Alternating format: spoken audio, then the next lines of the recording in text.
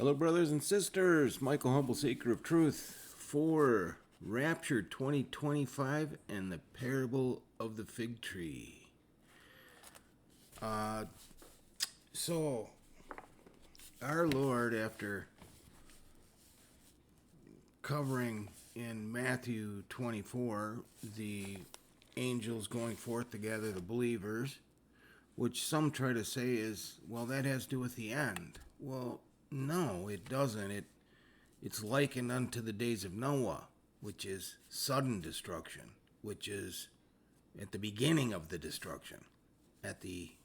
After 6 trumpets of destruction, it's not sudden destruction anymore. It's just more destruction. It's sudden at the beginning. And the beginning of Great Tribulation / Jacob's Trouble, which is the first part of Great Tribulation, is at the removal of the restraint, which is the Spirit of Christ in the 99 sheep, the floodgate that must be removed for Great Tribulation to begin. And so when our Lord says, sorry, should have been prepared for that.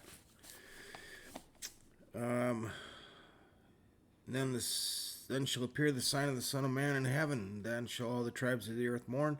They shall see the Son of Man coming in the clouds of heaven with power and great glory. And he shall send his angels with a great sound of a trumpet, and they shall gather together his elect from the 4 winds, from one end of heaven to the other. What comes right after that? Now, learn a parable of the fig tree. So you want to know about that stuff that he's just talked about through here? Learn the parable of the fig tree. There's not a whole lot of things he says that about. Well, that's a big one. Learn the parable of the fig tree. When his branch is yet tender and puts forth leaves, you know that summer is nigh. Now, we know, because we've covered it a couple times in the past, as have other watchmen, it isn't in one place. Father says here a little, there a little. So there's another place, multiple actually, where there's a parable of the fig tree, or another piece of it. And we're going to look at a couple of those. Okay, so interestingly, if you understand the day of warning and day of declaration that we looked at again last video, 3:2:21, tell them yet 40 days. 4:9:4:10:21, call for the Lord to come and for Satan and his angels to be cast out of heaven. The opening of the upper floodgate.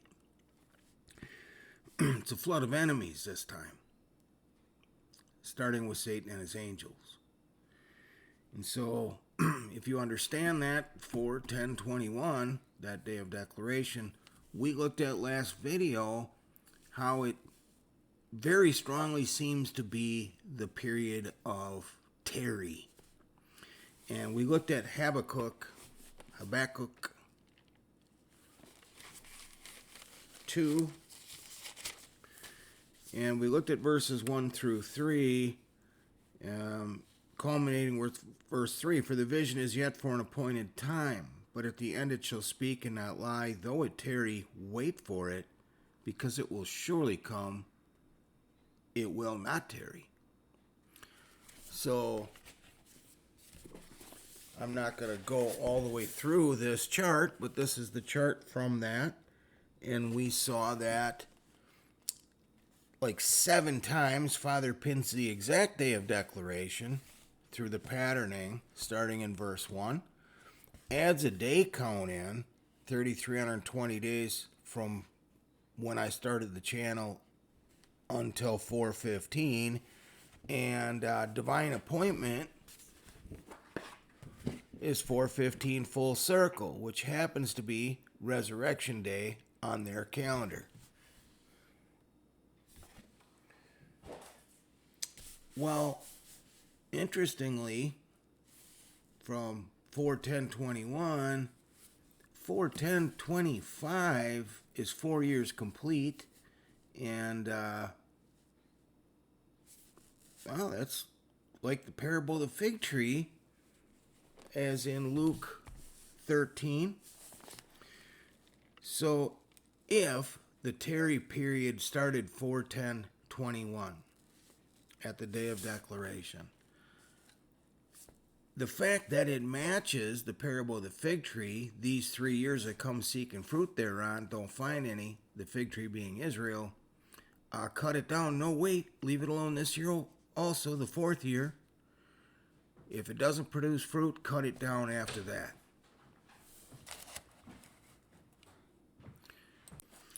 So that would match that. The TARRY period would exactly match the same thing the fig tree says. If that's the case, and Father stamped out the TARRY being yes, it started at 4:10:21, day of declaration, and this, he'd have to stamp this too, is my point. The parable of the fig tree would also be stamped, so we know we have correct thinking. And so it's Luke 13, 6 through 9. We're very familiar with this now. A certain man. Why does he just say a man? A man had, you don't need the word certain as a qualifier, you know. And a man had a fig tree. Still tell the story that way. Why add that? A certain man had a fig tree planted in his vineyard, and he came and saw fruit thereon. And then we just covered what comes next. So is it stamped? Well, certain is number 5100. It's 51 and 100. Or 51 is Michael.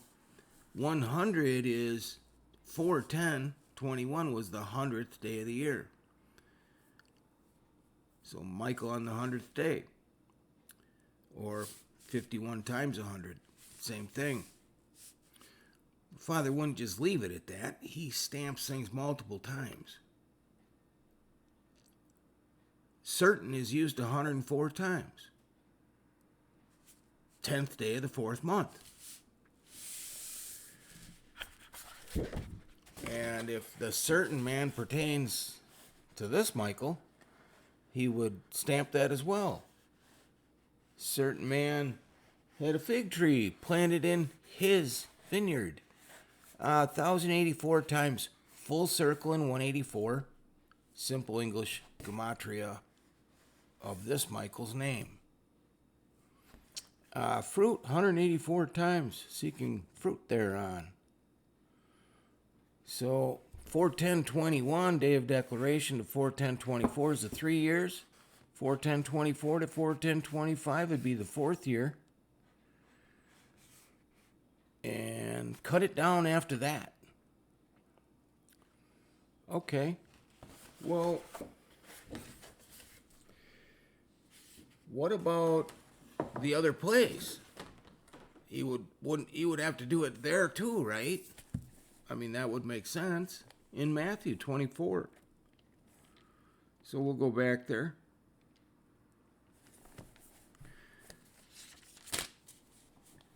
Now, learn. What? A parable of the fig tree. Well, we just saw a possible application. And we're to learn it. Well, let's see. Learn is used in 32 verses. First use of this word learn is Deuteronomy 4:10. Second use is Deuteronomy 5:1. So we have on March 2nd, also my birthday, you might have heard. Tell them yet 40 days. Make declaration on 4:10. Michael. Yes, Father. It's pinned exactly. Tying to that. When his branch is yet tender. Again, you can just say when his branch is tender. When his branch is yet tender, Number 2235. Well, speaking of fig trees, there was this 144-year-old prophetic fig tree in the City of Angels that fell over on 3/2/19. It happens to be 2,235 days to 4/13 or 4/14, depending how you count it. I don't know the day and hour. We're looking at high watch days. This is Passover on their calendar. And then 4/14 is the day after. So it just depends whether you count it inclusively or not. 2,235 days happens to be 3,218,400 minutes, which is 32 and 184. Yeah, you probably see the significance of that. Times 100.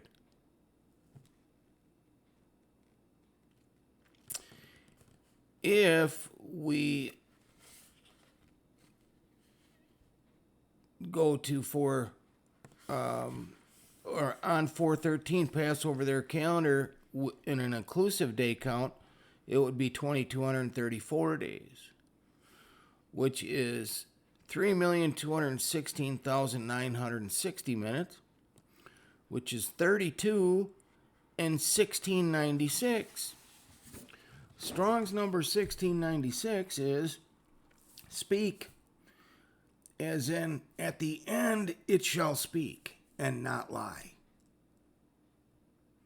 Though it tarry, wait for it. It will not tarry. It will surely come. He will surely come. 9 times 184, divine order times 184, plus the 40-day warning is 1696. Same word as speak unto the rock, pertaining to the waters of Meribah that we've covered a bunch. I would say that is sufficiently stamped and exactly matches what we saw with the TARRY in Habakkuk. It dawned on me the other day that 4/15, April 15th, Resurrection Day on their calendar, one of our mega high watch days, that's also tax day. Got me thinking about that verse. Because when Father gathers, or our Lord gathers the 99 sheep, that will absolutely be rendering unto God what is God's. Let's take a look at that in Matthew, since we're there anyway, 22. Verse 21. They say unto him, Caesar's. Then saith he unto them, Render therefore unto Caesar the things which are Caesar's, and unto God the things which are God's. That screams tax day, as far as rendering unto Caesar what is Caesar's, right? Caesar happens to be number 2541. It was interesting. I knew we had looked at that a few weeks ago. And I couldn't remember which day count it was. I couldn't find where it made sense. And then it hit me. It's a date. It's a stamp of a date. 2541.0 is 4/10/2025. 2541.0. 3 times in this verse. Yeah, I know tax day is 5 days later, is the 15th. Still very worthy of note. Let's consider some context here. It's also Resurrection Day. So he would tie it in somehow, right? Verse 22, when they had heard these words, they marveled and left him and went their way. The same day came to him the Sadducees, which say that there is no resurrection. It's Resurrection Day. Render unto God what is God's. Saying, Master, Moses said if a man die, we don't want to go through all that. Therefore, in the resurrection, verse 28, verse 30, for in the resurrection, verse 31, but as touching the resurrection of the dead, verse 31, but as touching the resurrection of the dead, have you not read that which was spoken unto you by God, saying, I am the God of Abraham, and the God of Isaac, and the God of Jacob. God is not the God of the living. God is not the God of the dead, but of the living. Screams Resurrection Day. And when the multitude heard this, they were astonished at his doctrine. So we see patterning for Resurrection Day and Tax Day. But is there something else, something more? Is it possibly that it's actually around Passover and Resurrection Day in the account? Well, we just got to go back a little bit to chapter 21, and we see it's the triumphal entry, which is the 10th of Nisan, Passover the 15th, Resurrection Day the 17th. And so, yes, as we continue on, we go from triumphal entry forward. Talk about the parable of the marriage feast. And then we get to the section we just read. And then we get to chapter 23. Keep in mind, chapter 24 is a summary of all kinds of stuff. Birth pains, beginning of Great Tribulation, the gathering, and then the parable of the fig tree. And by the way, it is exactly that time of year, just as in Song of Solomon, too. So, chapter 23, so all this directly precedes chapter 24, which would be a summation.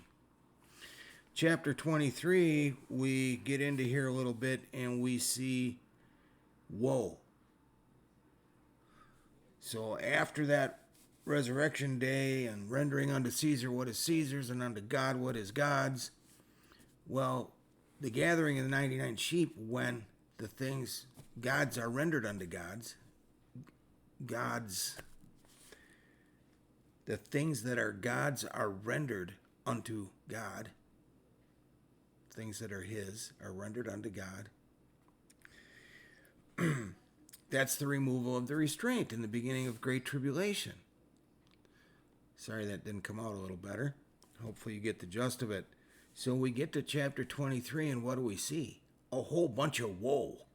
W-O-E. Woe unto you, scribes and Pharisees, hypocrites.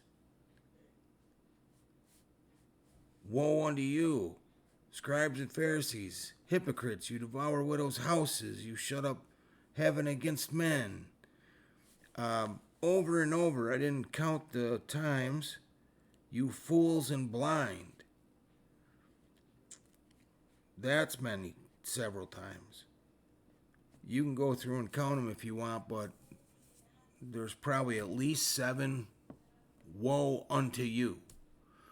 Woe is figurative for Jacob's trouble. And that makes exacting sense. And I found worth adding.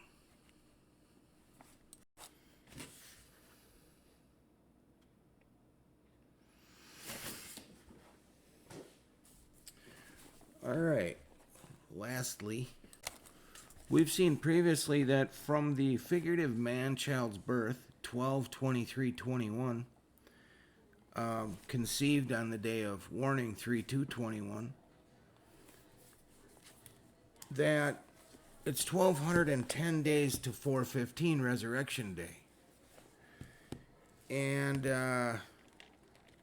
it hit me. Oh yeah, thank you, Brother Paul, for getting my thinking back toward Parable of the Fig Tree. Revelation chapter 12, verse 10. So man-child's birth, 1210 days to resurrection day, 415. Revelation 12:10. And I heard a loud voice saying in heaven, now is come salvation and strength in the kingdom of our God and the power of his Christ. For the accuser of our brethren is cast down, which accused them day and night. Accuse them before our God day and night.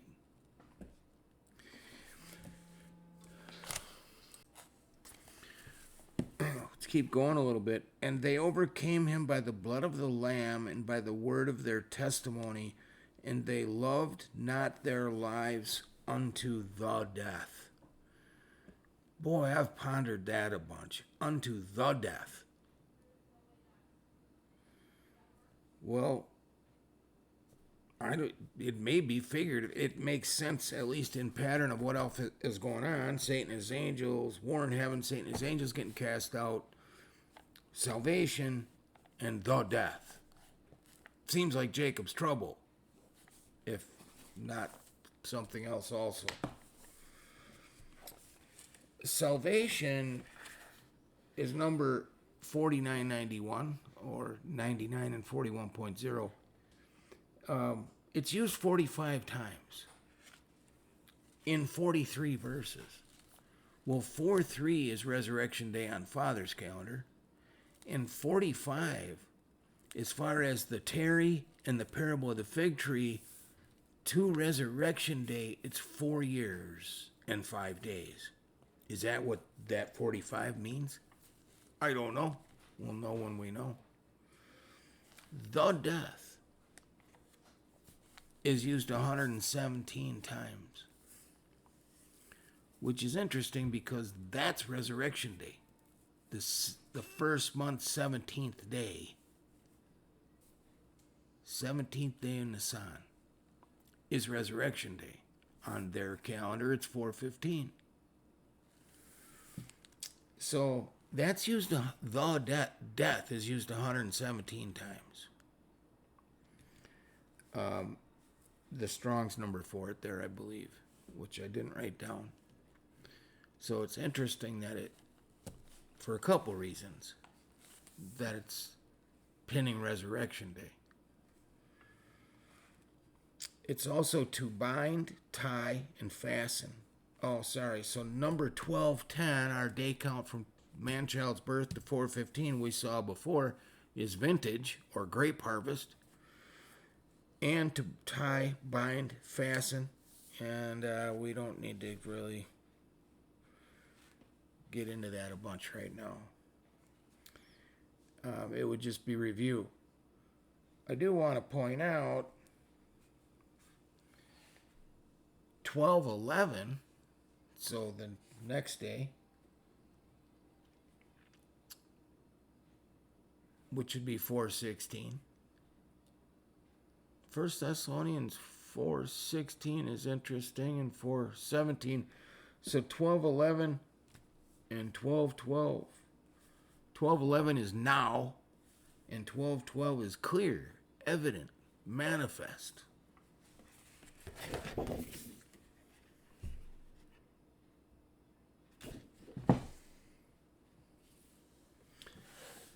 That is it for today.